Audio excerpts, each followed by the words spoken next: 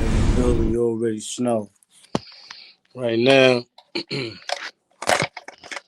I'm in my office. I'm in my office right now. You know what I'm saying? Because I had to do I, I had to do some things today. Hold on a second. Come on, bro. What's up there?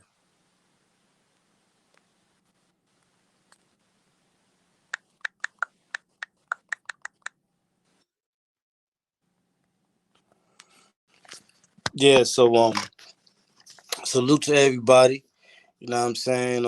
I'm doing this one over here off the jack. So this is a little bit different right here. So mind me on that one. Um, I see. Okay. Abdul Shakur, Nave Bone, Duracco, salute. DJ Shook Brian, salute. You know what I'm saying? I see a lot of heads up in here. That's what's up, man. You know what I'm saying? Abdul Shakur is a fact. Lord Town, salute. You know what I mean? That's a fact, Lord Town. You know what I'm saying? Today we got a guest. We got a guest coming up, man. I spoke to this brother before. Very intelligent brother. You know what I'm saying? I got to kick it with him. Me and Brazy was kicking with him too.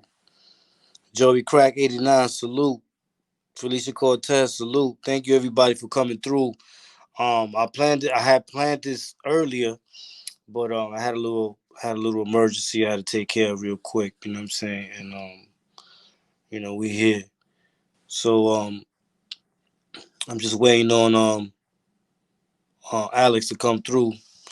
Salute Connie's podcast. Let me see where they at. They're not in here yet either.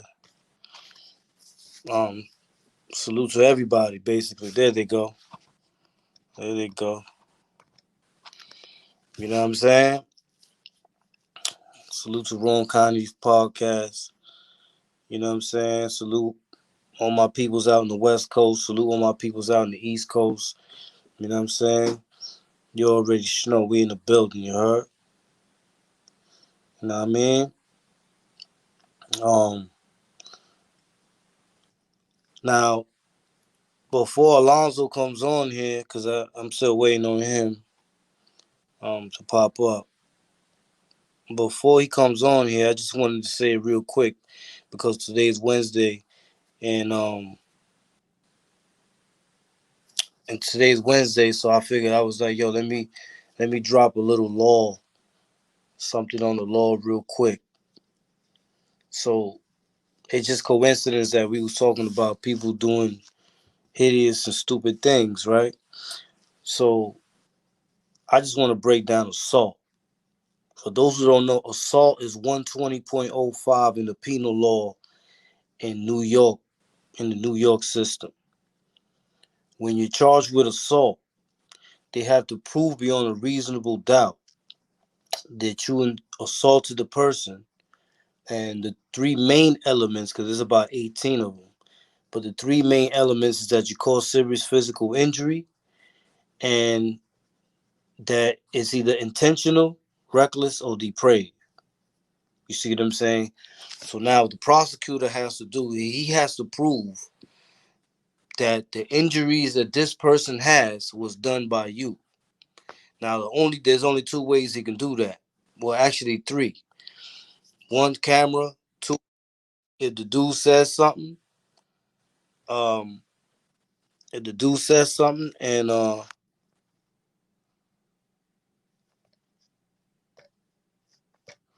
if the dude says something, and if you know, basically, if the person tells on you, if you get caught on camera, or if you tell everybody what you did, basically you tell on yourself. Um, Ron Connie's podcast, he's not in. Where he at? Okay, now he's in. All right. So I just wanted to break that down real quick before Alex gets on. That when you have an assault has to be proven beyond a reasonable doubt the injuries that the pain came from you. You know what I'm saying? If the person tells on you, that's one. If you get caught on camera, that's two. And if they could link you by DNA evidence, that's what I meant to say, is three. You see what I'm saying? If you go to trial and they find you guilty, you know, it could have been who had the better argument. But when the person says that's who did this, that, and the third, that you just can't argue that anymore. You see what I'm saying? But without further ado, I don't want to keep them waiting. Um, let's get Alex Alonso up here, because I definitely gotta brainstorm with him today. Let me see where he at. Is this live or what? Is this online right now? Yeah, we live. We What online. what platform is this on right now? This is on the Wildcat channel. Okay. Yeah. Basically from seeing, because I was watching you today on Street TV, something like that. Street TV. Yeah. So AKA Street Gangs. that's a fact. So I was watching that and the Gangsters Chronicles. So I was watching how, for example, because I do the same thing on my channel. I was watching how you transcend you could go from the hood politics all the way to national news, uh, um, news. You know what I'm saying? And I was watching a joint just recently with when they want to arrest. They put an indictment on the president of Venezuela. You know, but before we get to that, let everybody know who you be. You know, so and let them know where to find you at, because a lot of people know who you are, but for those who don't know, let them know who you be and where to find you at. Because definitely, I recommend they go over there and watch a podcast, because I definitely got some news from there that I ain't even heard of, that we supposed to know. You see what I'm saying? So yeah, the stage is yours, Alex. Well, basically, people can find me on streetgangs.com, which is the website, I'm currently overhauling that website, by the way. But streetgangs.com is where it all started for me, and it's where it's still at. But the video production that I put out every week is on Street TV. That is that's been the name I've been going by for almost a year and a half. I kind of moved away from the name Street Gangs.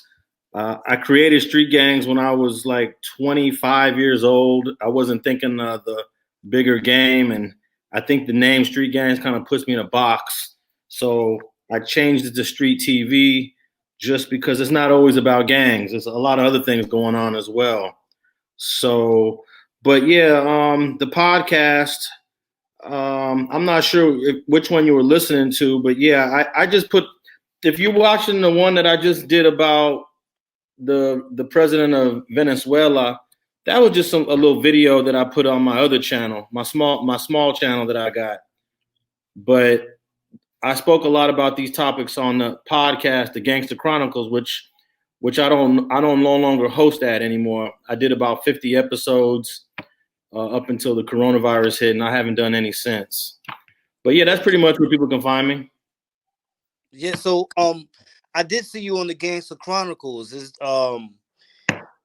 And you basically had your own style all the time. You know, you was your own you was your own creation. The way that you interview these people and the questions that you asked, I see that you was very attentive and informative also. You know, the podcast that I saw, so that was one of your smaller ones. Was it the one with just me by myself? Yeah, it's just you by yourself. It was about 5 minutes. Yeah. That's something that I'm doing on my other channel, which is a smaller channel that I have. It's got about like 15,000 subscribers, but on my Street TV channel, I'm pushing about 300,000 subscribers on that one. But I'm putting out different videos on newsworthy topics on the smaller channel. I'm gonna start trying to do that like once a week.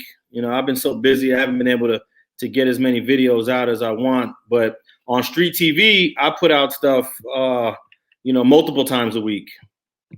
I ain't gonna lie, that one with the president of Venezuela, even if that was a powerful 5 minutes, like, because I saw how you did the comparison with Manuel Noriega, and I was like, yo, man, some really goes in. He goes in, because to be honest with you, I started after the last conversation, which was a beautiful conversation that we had last time.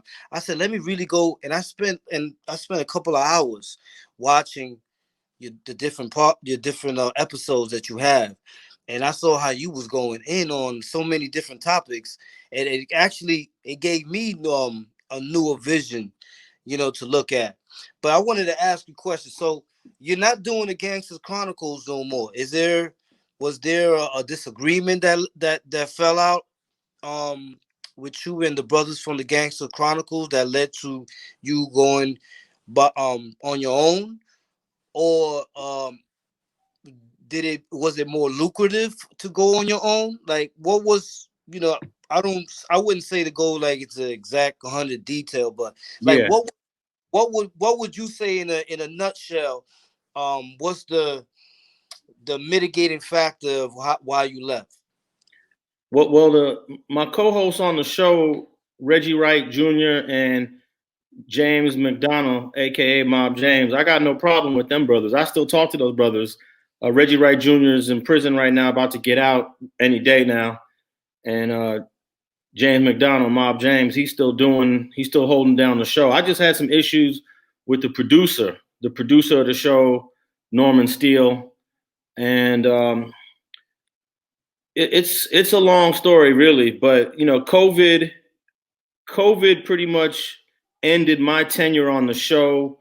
But we had issues before COVID hit.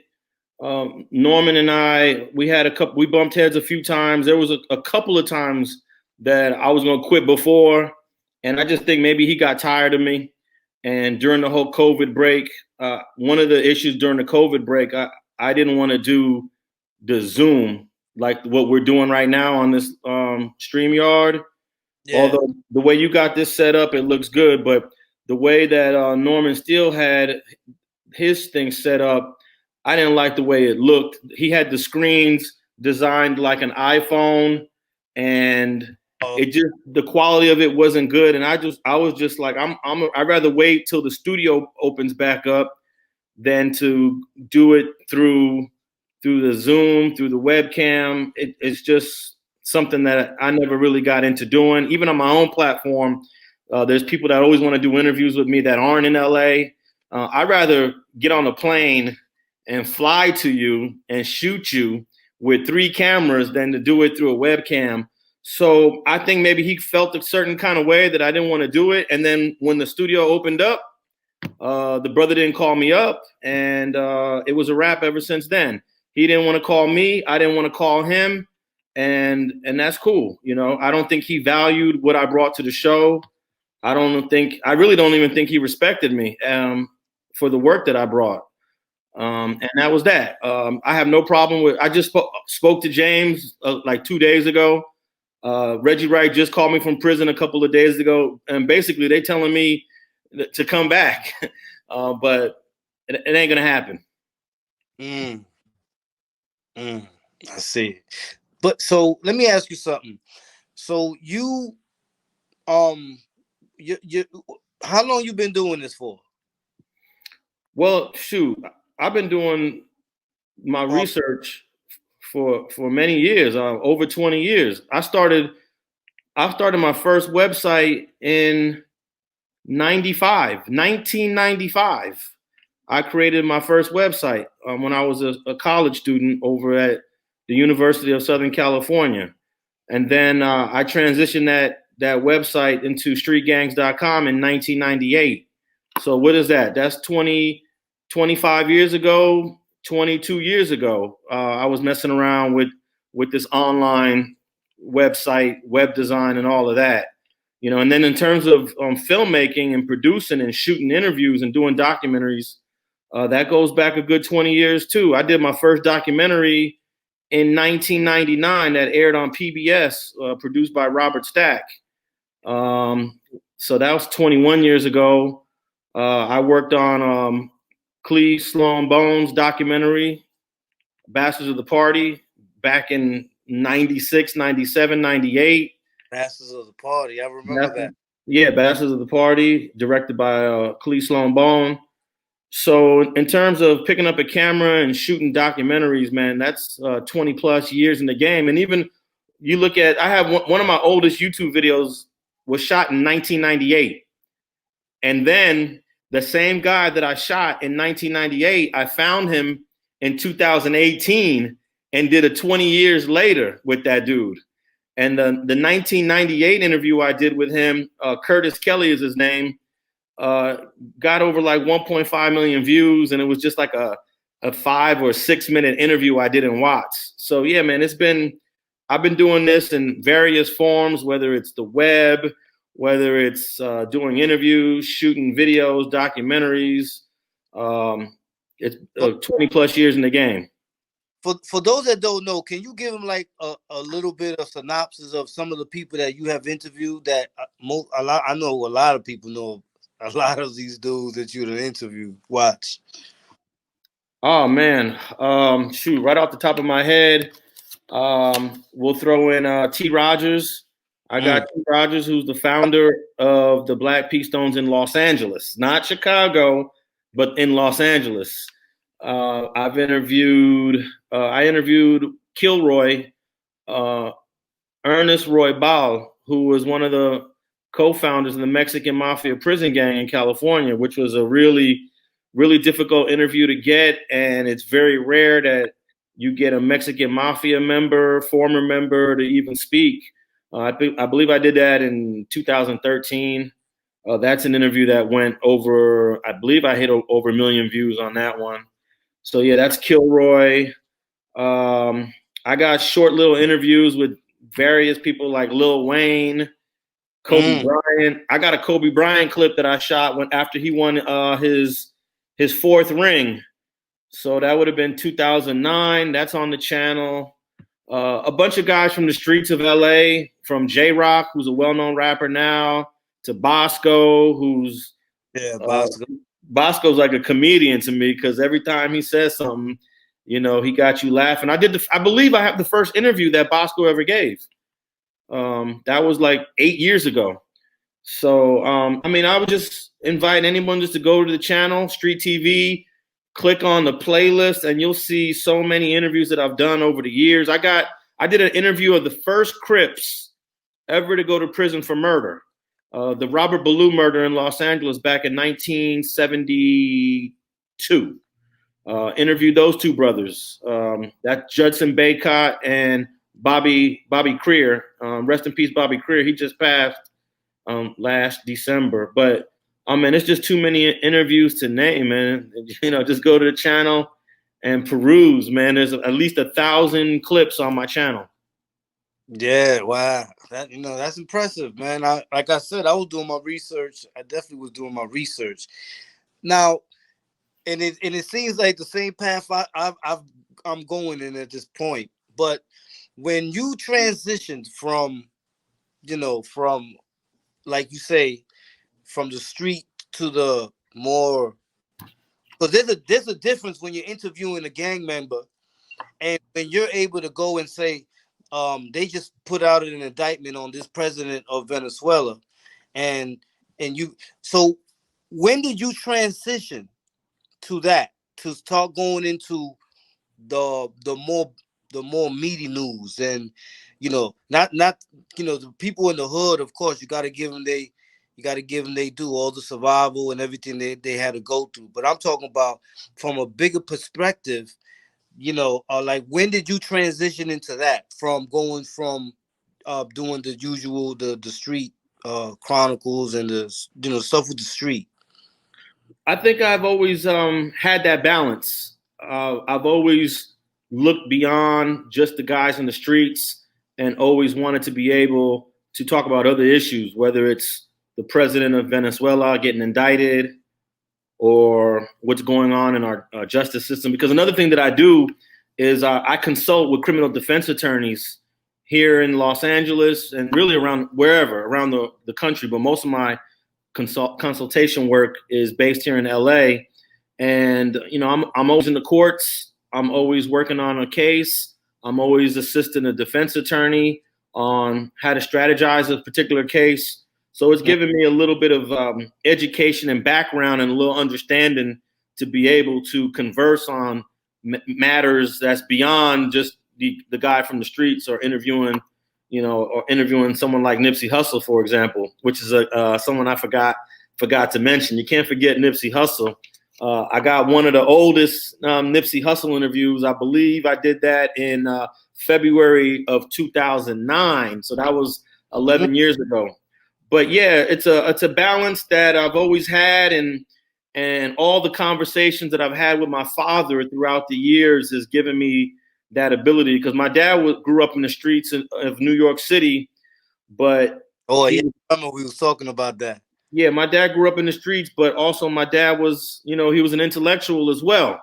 So to have a father that knew the streets very well, but was also an intellect, provided me with that background. And I think it's one of the reasons why I was able to succeed when I got to college, when I went to college and grad school. Got you. Okay. Yeah, because I have the same balance too. And I think it's good to have that balance. It gives you more adaptability. But yo, I ain't gonna lie, man. Cause let me tell you something. I was in the feds, and I was with a lot of notorious people myself. When you're in the feds, it's different. When you're in the feds, you'll see a dude. He came from Russia. Another dude came from. You had pirates. They had pirates there. People look at pirates like it's Pirates of the Caribbean. No, it's real pirates that really get on your boat with the guns out, and they probably catch a body or two and then take everything and bounce.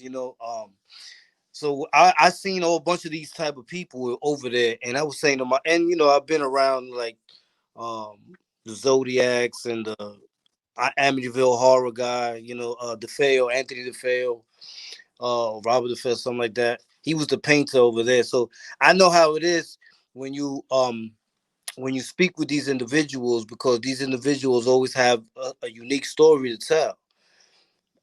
But that what, like, I keep going to it because if I didn't hear from you, I would have never knew about that. They never said nothing about that I didn't see it on the news or nothing. Like, hey, we're missing a lot of news because of, one, the elections, right? A lot of the news right now is covering the elections. So the upcoming elections. So a lot of news is getting displaced. And then, of course, coronavirus. There's so much news on coronavirus. More news is even getting displaced. So there's so much information out there in these last 6 months that we haven't heard about because of just the coronavirus and the upcoming elections, which most of the media is going to cover. So, that's what they do. That's where they get their ratings and cover these topics. But I think there's a lot of other stuff out there. Like I'm probably going to shoot a video tomorrow, and tonight I'm going to look over some of the interesting stories that you may not have heard about, because that's what I want to bring more light to, more attention to, and bring more education to. For example, one of the things I want to talk about are the 10 military bases that the United States government has that are named after Confederate traitors, which is just bizarre to me. There's been a little bit of talk about it. You might have heard it here and there, but to actually have our military bases named after traitors is bizarre, because no other country on the earth would name any of their valued institutions after traitors. And that's what the Confederate soldiers were. The Confederate Army were traitors to the U.S. government. But there are 10 bases out there. In fact, my brother was stationed at one base, the one in North Carolina, Fort Bragg. Fort Bragg was named after a Confederate general who was a traitor. So, I try to find interesting topics that kind of touch me, but that don't get a lot of coverage through the rest of the media.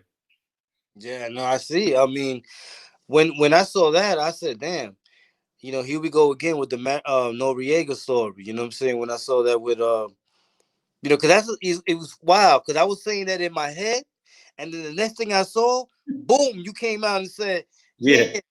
And I said, "Oh hell no!" I said, "So that I sat down. I was eating and everything." I said, "Hold up." I put it down. I said, "Hold up." Did he just say Noriega? I said, "See, this is what I be saying. A lot of things repeat themselves. Some people just don't remember, and most people don't know where to look." Now Noriega was in the feds. Did you cross paths with him? He got out in like 2010. Oh nah, I wasn't in the feds. I didn't go into the feds till 2012. Oh, okay. I think he got out around 2010, and then he died. But yeah, he spent like I was 20 years. I was with El Chapo, but you couldn't talk to him. You couldn't do nothing with. You couldn't. He had his own staircase where he went. Like you, and then when he moved, they locked the whole jail down. Like the whole jail, get everybody got to lock in. He goes in the elevator. They take him down. He was a nuisance more than anything over there. Because when he moves, everybody's shut down. If you cooking, your food is in the microwave or take it with you. You know what I'm saying? Like El Chapo was moving, security. They got to have all the captains, everybody walk with him when he walked around. It was sick, man. It was sick. I Never got got an to. inter- I got an interview with a guy named Cree who was in the feds. He's from Athens Park here in Los Angeles, and he talked about being locked up with John Gotti in Marion, Illinois, in the mid '90s. Oh yeah, I remember Gotti had got into an incident over there in Yeah, Marion. And, Cree actually talks about that incident. So and that was in the yard, right? I remember. I I, think I thought it might have been in the bathroom, or I don't remember exactly, but I think it was 1996 yes, it in was. Marion, Illinois. Yes, it was. I remember the date. I'm not really sure of the where. I know it was somewhere when they let them out and then they got into it. I'm not gonna get. I'm not going. I know you got the meat part of that, so I'm gonna let you ride on that one. You know what's crazy though? I met the man when I was a little kid. He shook my hand because he used to lock down 101st Avenue in Ozone Park, and he used to have 101st Avenue locked down, and they used to bring out all the ice cream trucks, and they would do they should. I'm talking about he used to. I don't know how he used to do it, but he used to get the block locked down where they have those blue things where you can't pass and cars can't go nowhere, and he used to have that whole thing full of ice cream. I met him. I was a little kid. Now grandson, his grandson was with me. He was with me. He actually, me, his grandson, John Gotti's grandson, and DMX, the rapper. We was on the same painting crew. That's what we used to do. We used to. Oh, we did a little bit more than paint. We did a little bit more other maintenance, but we was all in the same crew. And and that old man. You remember the old man that was in the heist that they did the Goodfellas on? Which one, Paul Sorvino? Yeah, Which the one? one that was in with John Gotti's grandson on that case. I Because in don't John know. grandson, they said that the old man got into it with some dude, and they tried to say that they threw a torch or something and burned the dude's whole car up, and they all took their time. None of them told on nobody, and the old man was with me in MDC, and he was very old. But he had story for days. Cool guy. He said that they played. He was the guy that they played. Robert De Niro, I think, played him. In which Uh, movie? Goodfellas. Okay, in Goodfellas, Robert De Niro was Jimmy Conway. He played the Irish dude. No, Um, this guy was Italian. He's Italian, so it probably was one of the other guys. He definitely wasn't the rat dude, cause that that was his thing. He the hate rat rats. guy, that would have been Henry Hill. Henry Yeah, Hill. he didn't want to hear about no Henry. Though, yo, if you say anything in that movie, he'll be happy. But when you start talking about that man, he go into a frenzy and he don't stop. He one of them old dudes that think he's about 15 years old. Yeah. God bless. You know what I mean? But I remember him saying that when they gave him 7 years recently, a couple of years ago, he said that was a death sentence because he's almost about to die. but he's saying that that's revenge because they never got him for that heist. Oh, He you got talking about the Lufthansa heist? yeah, the Lufthansa's heist. Yeah. When the at the airport before it was JFK, it was Idlewild Airport. Yes. Yes, exactly. That's the old man that was with me in MDC. Oh, Um, he like I said, he was involved in a situation with John Gotti's grandson. It was a road rage type of incident, and they hit him hard. They hit him with 7 years, but to him, those 7 years is a lot because he don't think he has 7 years left to live. So he's like, yo, they gave me 7 years. They freaking killed me today. They gave me the death sentence. That's what he kept saying. He said they don't see I'm dying. He went off. But well, what is he, like 80 years old? yeah, he's up there. He's about 80. All the food came to him. He can't go nowhere. He can't climb up the stairs, none of that. But he definitely walks. He walks around all day. He walks around in the circle all day, around the whole unit. That's how he used to get by, just walking around. But he used to always talking about that heist and everything like that. It was real interesting to be with him for a while. I used to walk with him a lot of times, even though he used to talk my ear off. But he was like, "Yo, solid, Yeah, solid." that heist happened when I was a kid. I believe it was in the mid '70s. I remember my family talking about the heist, but that was before JFK Airport. Oh, they said Sonny Franchise. That's his name, Sonny Franchise. Is Some that Sonny Francis? Is that who you talking about? Yeah, I think that's who it is, Sonny Franchise. Oh, Okay, yeah, Michael Francis' dad. Okay, so it's Sonny Francis. yeah. Sonny Francis just died actually at the age of 100. I think he made it to 101 or 102 years old. Whoa. Yeah, he just died either earlier, like in January, I think, or yeah, he just died earlier this year. He got out. Oh, he did? He got out maybe last year. He was the Oh, oldest inmate in the whole BOP. yeah, because that's what he was saying. He said, "Look at me." So you got to chop it up with Sonny Francisi? Yeah, he was in there with me. We used to chop it up. Yo, the old man was I'm telling you, he wasn't like no regular old man though. He wasn't like hunchback and all that. He still used to walk around and everything and he used to tell he used to tell people how he used to be fist fighting and all that. He take it back to uh um what's the people that Jack Dempsey and all that. He used to love talking about all that stuff right there. But Yeah, he was yeah, I know. I know exactly who you're talking about. He just died, man, and he was well over 100. He made it past 100 years old. So yeah, how long ago was that when you bumped into him? that was like 2017, 2018. 2018. So he was already like in 2018. He was probably like 90, 99, or He was yeah, old. he was 99 years old. He was old, Joe. Was he able to walk on his own? Yeah, he was walking. Man, that man used to walk around. I told you he used to walk Did he around use like a walker? Did he use a walker? no, no walker. God bless him, no walker. He used to just walk around. He used to walk around. He used to sit there at the table and everything. He was, that was the coolest guy I ever met, man. He was a cool dude. Oh man, I would have loved to have met him because he's got so much history. He was the underboss of the Colombo family. He was the underboss. Oh yeah, he was something up there. I know that. Yeah, he's second in command of the Colombo family. So yeah, but I think your boy, president of Venezuela, might end up in a federal prison if Donald Trump gets reelected. If, if Donald Trump gets reelected, he's probably going to go down there and do the same thing he did to Manuel Noriega and put the president of Venezuela in a federal prison.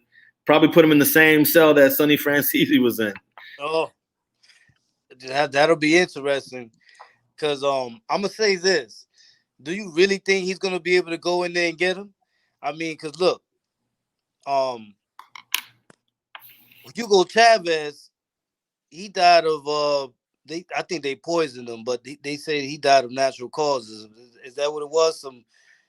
What he I mean, had? Like, I don't know, but Hugo Chavez wasn't the healthiest dude, and he was getting up there in age. But I don't know. I don't know, and I know the current president of Venezuela worked under him, Nicolas Maduro. yeah, Maybe he has something to do with it. Who knows? I don't know, because you can't trust any of these people.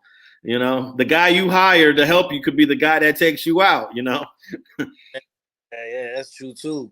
Man, that's that's a beautiful metaphor. But to answer your question, when you got the military might of the United States Army and the United States Marine, you could pretty much go anywhere and get whoever you want. So they already laid the groundwork and indicted them. It's just a matter of now going down there and getting them. And they did it with Manuel Noriega. People said Manuel Noriega, the president of Panama, was untouchable, but they sent 15,000 troops down there and they got him. So if they really want to get this dude, Nicolas Maduro, they'll get him. Do you think they'll do the same for Assad Shakur? It's a little more difficult with Cuba because of the tensions between the U.S. and Cuba. The Bay of Pigs, ever since the Bay of Pigs, which was in the early 1960s when the Cuban government killed off a bunch of U.S. infiltrators, the United States pretty much stayed away. They did that. They issued that embargo, and since they issued that embargo, they haven't done anything to. I'm sure they got some CIA spies down there, but they're going to leave Assata Shakur alone because there might be some evidence that she's not as guilty of all the crimes that they say she is. So Yeah, it's so it's gonna a little cause. different with her. There may be some evidence that some of the charges against her were trumped up, whereas it's a solid case against Manuel Noriega and what he was doing. I don't know how solid it is that Nicolas Maduro was doing, but a lot of these Central American and South American presidents, they all deal a little coke on the side. It's good money, and if you don't do it, somebody else is going to do it. So why not? Why not? I have the pot, right? Yeah, and who's the number one consumer of that cocaine? It's the United States. So I'm sure a lot of these diplomats and these leaders they're just saying to themselves, "Hey, if we don't send this cocaine to the United States, somebody else is. So why don't we just fulfill this need and make the money off of it?" Got you. Now, not to get off, let me ask you something. So, the relationship with you and the brothers, over there at the Gangster Chronicles. So y'all all still good. It's just the producer that, basically threw it off. Yeah, it's just the producer. I got no issues with the other two brothers. I talk to them all the time. Both of them have expressed publicly that they want me back on the show. It's just working with that producer. I had issues working with him. I'm like a perfectionist. There's been a few times where certain things weren't edited correctly, certain things weren't done right, and I got upset about them, and he got upset that I got upset, and we had a couple of arguments about it. And in my opinion, I think he just got tired of me just speaking out on certain issues. I didn't like the way some of the videos were being put on the YouTube. We were doing a podcast and we were trying to promote the podcast, the audio part of it. And we did understand that there's some value to posting some of the videos to YouTube, but we had agreed that we were just going to post clips, maybe a 5-minute clip, maybe a 10-minute clip, because the whole goal of an audio podcast is to get everybody to go to either Spotify or Apple Podcasts. But then I remember looking at the YouTube channel and the producer was just posting up the whole podcast on YouTube. So there were things, just countless things that I just disagreed with. And I just think he got to a point where he was just like, you know what? I don't want to deal with Alex anymore. And that was that. Got you. All right. I ain't gonna lie, man. I like what you're doing over there, man. I actually took some lessons from watching you over there because I see the way you transition back and forth. I do the same thing, but you're more steady at it because you've been doing this way longer. So for people who have podcasters or coming up with podcasters, what would be your advice to tell them as far as what type of material, for example, is it good when you have a certain type of content on your channel to how you say, is it good to spread? Does it make I believe that when you spread it makes it, because you get redundant if you're always talking the same thing every day. But if you spread, you become more of an interest. Do you notice that, like in your fan base, how your fan base used to change from a certain type of fan base, and then you started getting different types of people in your fan base that were like more educated when you started to touch on topics that were more up there? Well, the in general, the podcast audience is completely a different demographic in on average than your audience that'll be on a video platform like YouTube. So you definitely are reaching a whole different group of people because, especially if you stay true to the podcast, meaning you posting on Apple iTunes, Spotify, or iHeart, or wherever audio podcasts are broadcast. You stay to that model, you're going to start tapping into another audience that's separate and different from YouTube or Instagram. So that's the benefit of it. But if you do a podcast and you have video with that podcast and you put the video on YouTube anyways, you're not going to get those people to come over and listen to the audio. So the whole goal of the audio podcast is to make the people come to, whether it's Spotify or Apple or wherever. But if you put the whole thing on YouTube, they're not going to come. And that's the goal of a podcast, is to get them to come on over to the audio podcast, especially if you're trying to enhance advertising opportunities. There are some podcasters that are so big and successful, it doesn't matter. Like Joe Rogan. It doesn't matter what Joe Rogan does. His audience is so deep. But if you're an up and coming podcaster, you're a new podcaster, there's all these little tricks and techniques you got to learn in order to get that podcast with a respectable audience. Yeah, that's a good word. Respectable Yeah, audience. because there's like literally 800 or 900,000 podcasts out there right now. So, and there's only going to be 200 podcasts in each category that get ranked. So you're one among almost 1 million podcasts, and you trying to be in the top 200. Very difficult. It's very difficult. But we did that with the Gangster Chronicles. We were able to chart top 200, top 100. We were like in the top 80 for a while. The people loved it, and the people kept on growing, and we caught on to something really, really good. Yeah, and I see y'all rode with it for a while, so it was clicking. It was clicking, and I learned a lot doing those 50 episodes that I'm going to incorporate into this new podcast that I'm going to be working on called One Time the Podcast. I haven't even started it yet, but I'm going to incorporate a lot of these principles that I've learned into that podcast, and within a few weeks, I'm going to have that podcast charting. Okay. And where's that going to be, on YouTube? I'm going to try to just limit the YouTube videos on that podcast and just focus on the audio platforms and really get that audience listening. Because I got a big audience on Street TV, and I could tap into them whenever I post those videos. But I want to tap into the audio podcast audience. And these are people that are in their cars that just want to listen. They got an hour commute, or they're in the gym and they're about to get on that treadmill for about an hour and a half. They're not looking at a video. They got their headphones on and they want to hear something. Or the person that's coming home from a long day's work, or the person that's on that bike ride. He's going to bike ride for about an hour and a half. That's the audience that I want to tap into.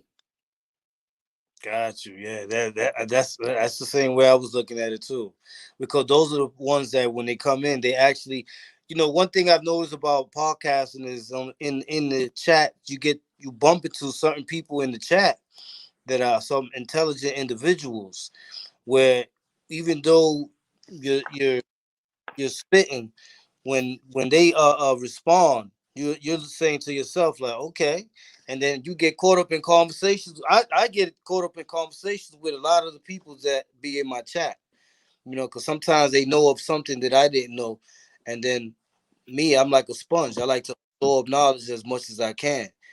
So that's the same reason why when I was watching this your podcast, I was like, wow, he touches on a lot of topics that are very relative, that we need to hear about, because every day we're going to hear about somebody getting shot.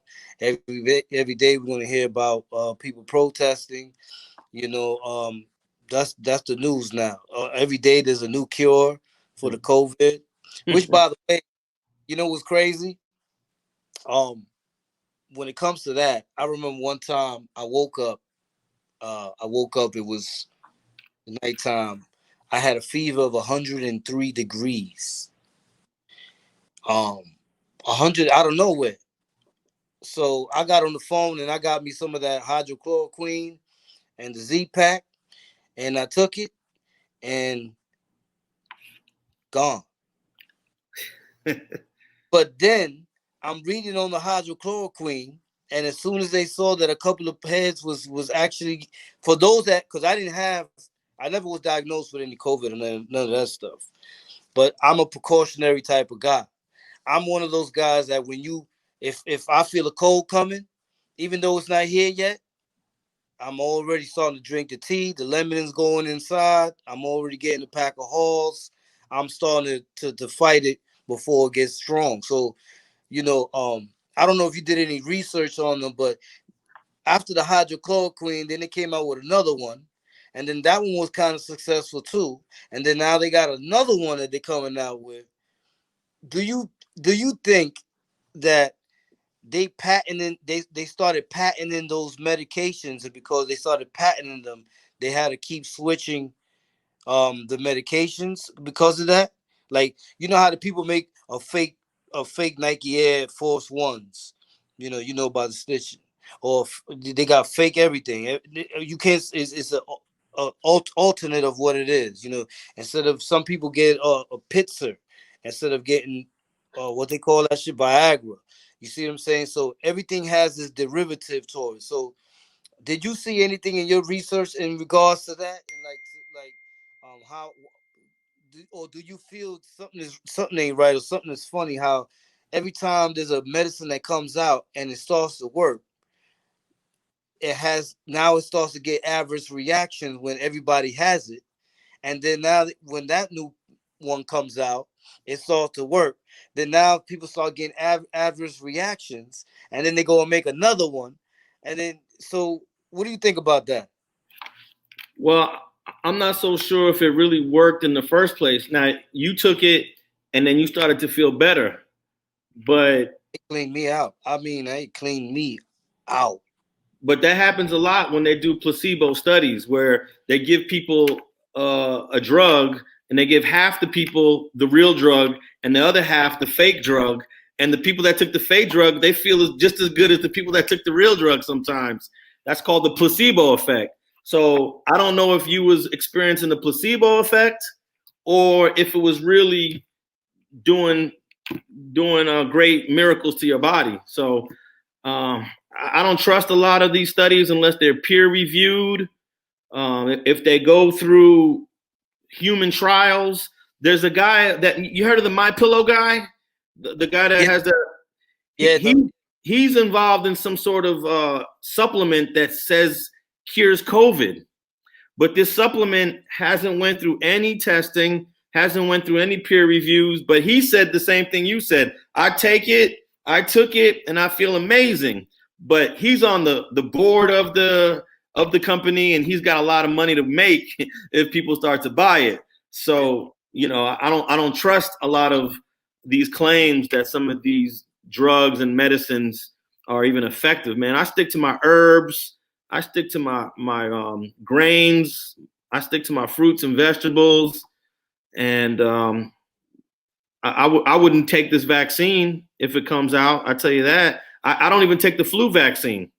Yeah, me neither. I've never taken a flu vaccine in my life. Because they putting it in you. And so I'm not going to jump on a COVID vaccine unless I really need it. And I'm not an anti-vaxxer. Let's get that straight. There's some vaccines that are amazing. There's some vaccines that have eliminated diseases like polio and other things from the past that used to kill us. But this COVID-19 is too new to be jumping on a bandwagon and allowing people to mass inoculate us at so early in the game. So, and if I've never taken a flu vaccine, and the flu's been around for decades, I'm certainly not going to jump on top of a COVID-19 vaccine. Yeah, I agree with you there. We definitely on the same page on that, because I'm not really too enthused about putting that in me. Anything, if you got to put it in you and test, that's you're testing it. That's like you taking a chance. It's like telling you jump off the building. You're gonna land on your legs. There's a chance you're gonna live, or there's a chance you might break your legs. Either way, it's doing you dirty. You know what I'm saying? So, I take my chances. I was in New Orleans right after Hurricane Katrina hit. I flew out there to cover the damage of Hurricane Katrina. This was in 2005. And when I got out there, they had the military, they had all these police from all over the country, and the water and the environment started to get real dangerous in terms of a health issue, just being in this city that was underwater, for days and days. So they started to tell all the military that was there that they were going to start giving them shots so that they don't get sick.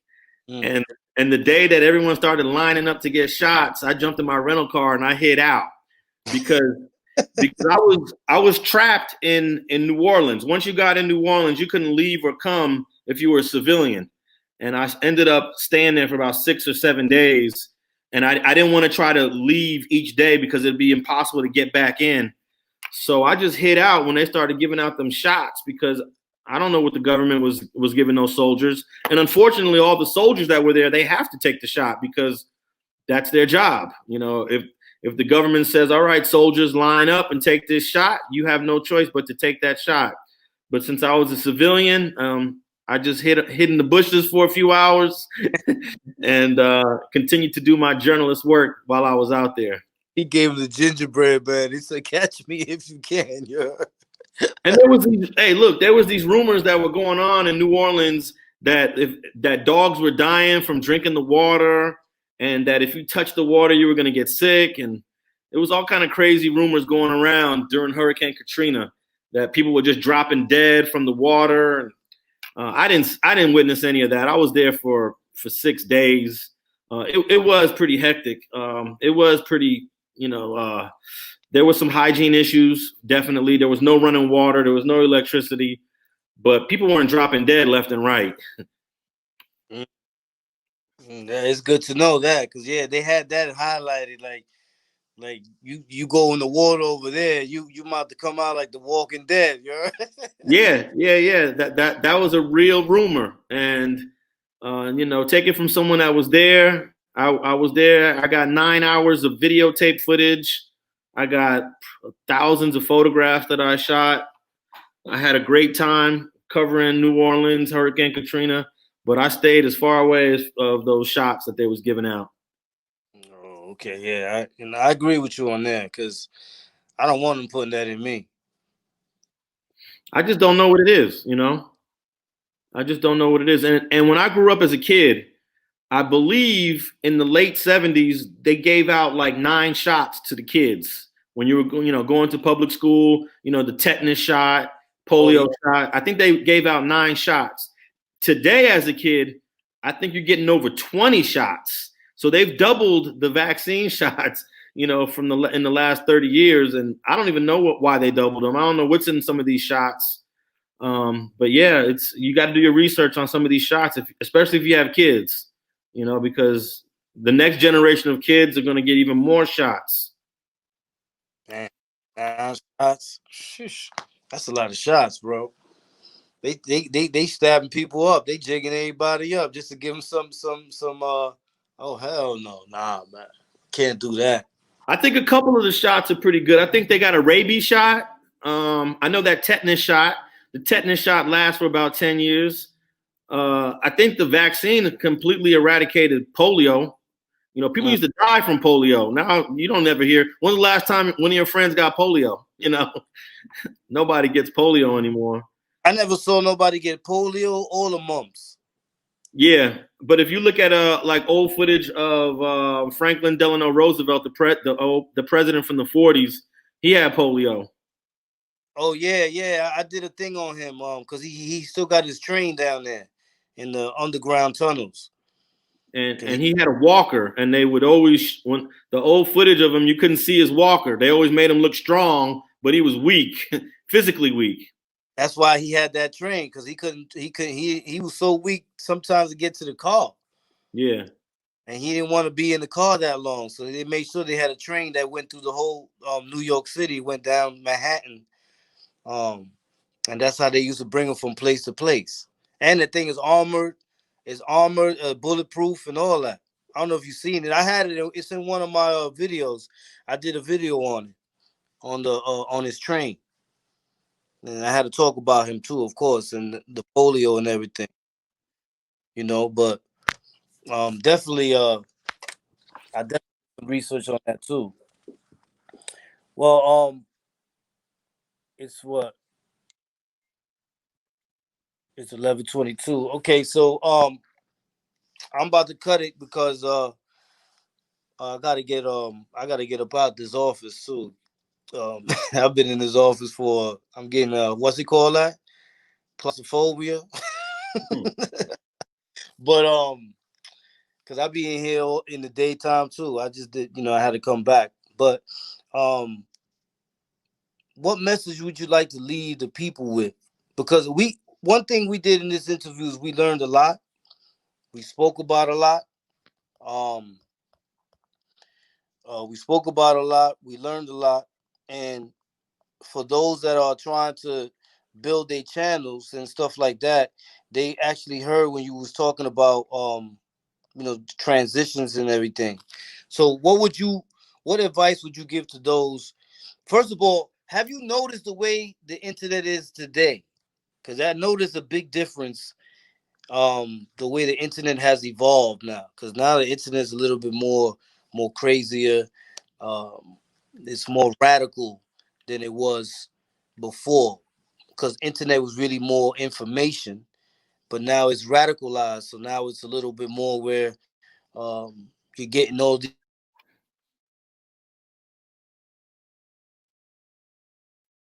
Wait, you just blacked out for a second. Oh, you blacked out? No, you did, I think. No, I'm here. There you Okay. go. I didn't hear you for about 5 seconds. Oh, so no, I was just saying, what do do you feel that the internet is a little bit more radicalized now? I think that the apps that are real popular right now, such as Instagram, Twitter, and also like the comments that are readily accessible on YouTube. I think that's the radical nature of the internet that's more visibly apparent. But in the 1990s, there was that element on the internet, but they were more in like message boards or in these chat communities. You don't really hear about those anymore, chat communities or message boards. And it was kind of like the same thing that we seeing now. But back then you had to go into a message board. You had to go into a digital space that was kind of private and then see all this radical conversation. But today it's just all posted out on these apps like Instagram and Twitter. You don't have to go anywhere. It'll just pop up on your phone, right? It'll just show up any moment on your phone. So I just think that nature, that radical nature that you're talking about is just more visibly apparent. But it was there. It was there in 1996, 97, 98 when I was first surfing the internet. But now it's just easier to find. Yeah, because now it's more out there. Yeah, it's way out there. It's way out there. And also it's the phone too. It's the cell phone technology that makes it more readily available and way out there. Because when I was on the internet in '96, let me show you the cell phone I had in '96 real quick.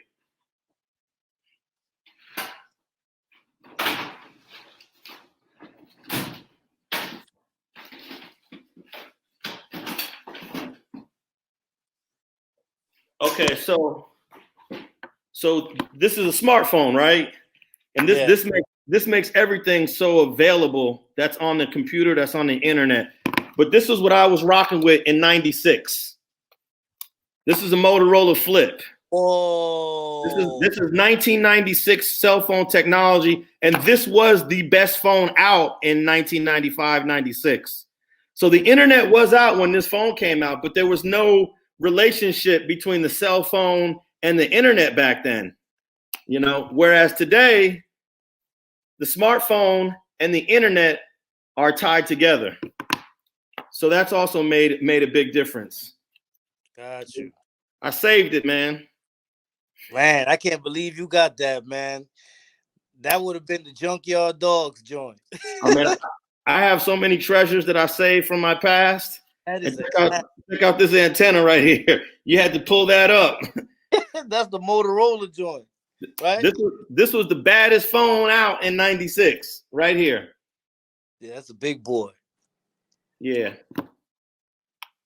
Big boy right there. Look at the change. You see how it went from that big copying machine joint to now you got the little small slick joint.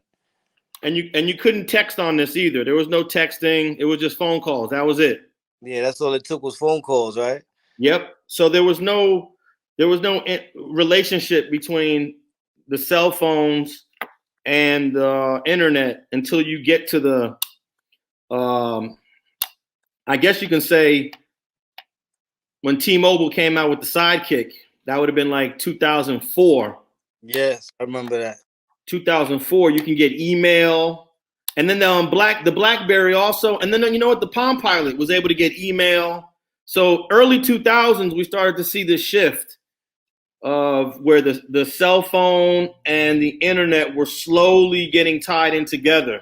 It started off with email, and then texting, and then once the iPhone comes out with the I think 2007, you got the full internet in your hand in 2007. You got web browsing, you know, and apps started coming out. So that really changed the game. Yeah, that was that iPhones. iPhone was the first one to do that. No, there was a phone before the iPhone called the Wing. The Wing was made by a company called HTC. It came out about 1 year before the iPhone came out, the Wing. But the difference with the iPhone is that they had an app store. So the app store was more powerful and they had more things to do. Yeah, you get all your stuff right from the app store.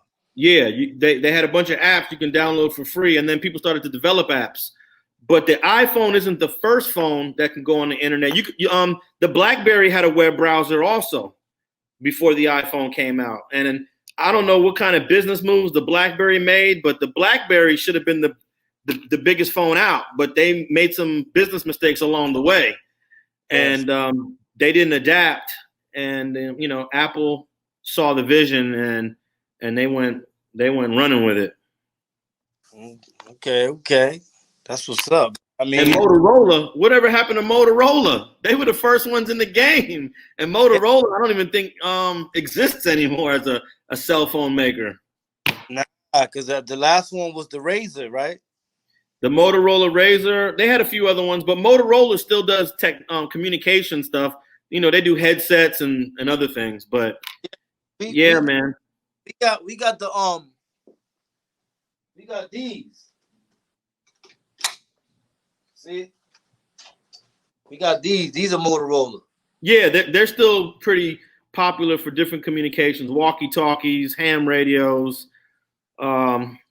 but they must have made some bad business moves because they were making they were the number one cell maker in the mid 90s, you Yeah, know? yeah. But So, everybody was trying to get those. yeah, the Motorola Flip. That's a fact. That's a fact. I have one of those. And then they came out with a black one that was thinner than this called the StarTech. The StarTech Motorola Flip. It was a really nice phone. But, you know, they fell off and allowed Samsung and Apple to take over.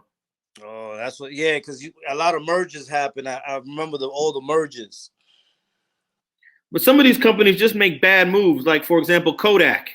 Kodak didn't believe in digital photography. They were still saying, oh, we make millions of dollars selling film. They did not see the day when people were going to stop buying film for their cameras and just go completely DSLR. You know, these cameras don't use film. And Kodak didn't believe that we were going to have cameras that did not use film and outsell the cameras that use film. Mm. And Kodak made huge mistakes to where they had to file bankruptcy. Yeah, I'll be passing the building all the time. I'm not too far from the building now. I'm about a couple of blocks down, but yeah, I know the building they trying to do something with the building right now as we speak. But yeah, man, before this phone cuts off and it cuts us Okay. off, I just want to say, man, I appreciate you coming through. It's good to know that you and everybody in the Gangster Chronicles, y'all still good. It was a We still production. good. It's a production. It was a production problem. It's good to know that when we want to get some reasonable insight and some, I would say, insight that's needed. Your podcast always got it, man. Let them know where to find you at one more time in case people just tuned in or tuned in late and didn't hear you before. Let them know where to find you at, so that they know how to ascertain this knowledge, the same knowledge that I'll be getting myself. They could just find me at streetgangs.com. And I'm also on all social media platforms at Alex Alonso 101. Alex Alonso 101. And on YouTube, you could just hit up Street TV and you can see my latest episode. I think I dropped 4 episodes this morning. Go check that out. Skip Townsend, Sonny Boy from Burbank, Melina Abdullah from Black Lives Matter, and another one that I can't remember. So yeah, go check that out. Street TV on YouTube. Oh God, we definitely got to do this again, man, because I like chopping it up with you. This is the type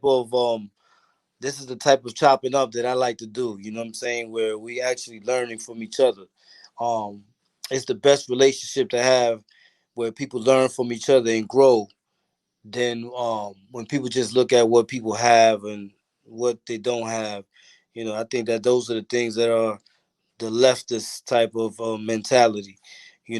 So I'm very appreciative to have you up here today, and salute to Wrong Connie's podcast also, and salute to Brazy K and all the people in the chat, all the Spartans, all the Billies, everybody that's here. I appreciate you guys coming through.